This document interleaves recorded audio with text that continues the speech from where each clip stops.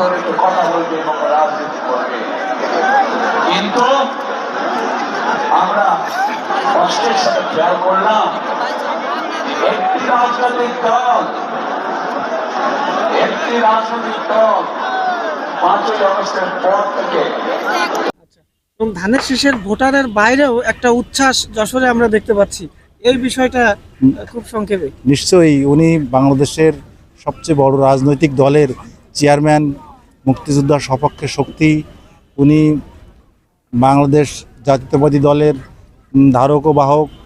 সেই জায়গা থেকে শুধু দল না, অনেক সাধারণ মানুষও এই জায়গায় অংশ নেবে, স্বতঃস্ফূর্তভাবে অংশ নেবে। এবং দেশের আপামর জনগণ যেমন জিয়াউর রহমানকে ভালোবাসতেন, খালেদা জিয়াকে ভালোবাসতেন, ঠিক তেমনিভাবে আমাদের প্রিয় নেতা তারেক রহমানকেও ভালোবাসেন। সেই জায়গা থেকে মানুষের ভিতরে স্বতঃস্ফূর্ত থাকবে।